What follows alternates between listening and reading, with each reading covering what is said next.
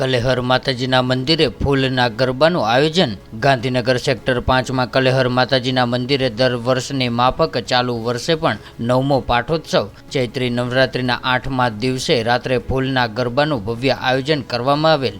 આ પ્રસંગે મોટી સંખ્યામાં ભક્તો દર્શન તથા માથે એક ફૂલનો ગરબો લઈને માતાજીના ચાચર ચોકમાં કૃષ્ણાબેન રાવલ, નૈતિક મહેતા તથા જાગૃતિબેન મહેતા ઘૂમતા જોવા મળેલ।